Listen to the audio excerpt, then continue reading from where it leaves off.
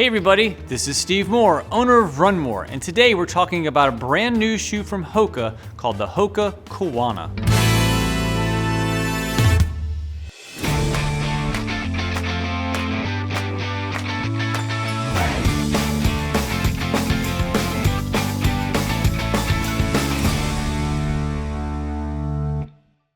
Hey, thank you so much for checking out our channel. If you can do me a solid, give us a like and subscribe. It certainly helps us find new people out there. Today we're going to be talking about a brand new model from Hoka called the Hoka Kawana. This was supposed to come out in end of December 2021, early January 2022. It actually didn't really make its debut until February because of all the supply chain stuff. And quite honestly, all the brands I work with, Hoka seems to have been the most delays and problems getting product in the United States. So not surprised that this one was a little bit delayed. This is sort of an interesting shoe because it sort of does a bunch of different things that we like and blends a bunch of different shoes. You know, there's usually your neutral category and your stable category. You're either somebody who has pronation issues going from the left to the right, or you're somebody who doesn't really need a whole lot of guidance. Hoka has always prided themselves on having sort of their platform inside their shoe that gives you a little bit of support both ways. If you're somebody who has a little bit of pronation issues, even somebody with just a little bit of mild pronation issues, we're always sort of able to be adjusted based on, how the shoe was designed. This shoe actually feels a little bit more stable than it's listed as. It's under their glide neutral category, which features shoes like the Bondi and the Clifton and the Mach, but to me it actually feels a little bit more stable than that. I actually walk around the shop in the Gaviota, which is the most stable shoe that Hoka makes, but I severely underpronate when I walk around, and I tend to put a lot of pressure on the outside of my foot and my side of my hip and my IT band and such, so the Gaviota has helped balance me out. This shoe almost feels like it does a lot of the same things, and part of it is the geometry of this shoe. It has a little bit more support up around the heel, and it also feels a lot more stiff around the heel and even heavy around the heel. And I'm not saying that as a bad thing, but if you find yourself in a Hoka shoe, if you've been running in a Clifton and you find that you really beat the crap out of the heel, you find that piece falls apart or it breaks down faster, it doesn't have the same feel and liveliness to it after a while, this shoe might be right up your alley.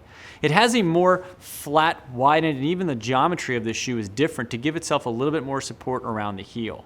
We have customers that we've got a chance to put in this and check it out since it came out recently. And the people that we find that love Hokas, but maybe feel like it needs just a little bit more back here, and maybe they don't want to try something that's more stable like the Arahi, which is a light cushion, everyday trainer, but on the stability family. This shoe is kind of right in between those shoes.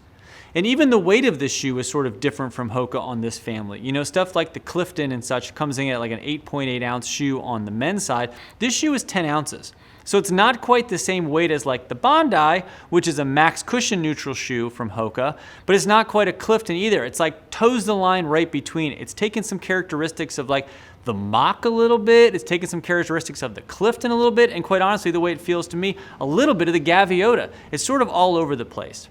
Interestingly enough, when I'm sort of doing some research on this and reading what Hoka's talking about and sort of trying it on myself and some customers and some staff, they talk about this shoe being great for somebody even doing some gym activities as addition to running.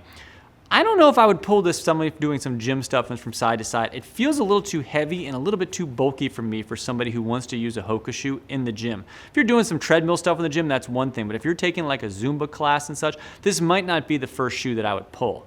It also has a little bit lower heel to it. It has that same, lip into it to slide in easily, but the way it sits, you almost feel like you're kind of stepping out of a little bit. And so for me personally, if I'm doing some gym stuff or I'm recommending a gym shoe for somebody, I don't want something that almost feels like you're not going to fit in it appropriately. And that's sort of how I feel on this.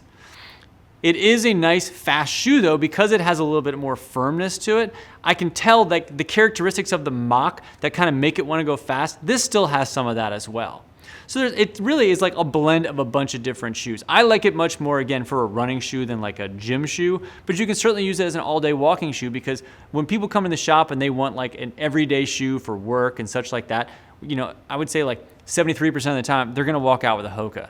And this shoe is going to fit in just fine for that. I could certainly find myself walking in this shoe all day in here and doing heavy steps and long days in the shop. It's certainly going to be great and comfortable, and it gives me that support, and it's going to give me a little bit of help for some underpronation, and for somebody who has a little bit of overpronation issues, this shoe should be great for that as well.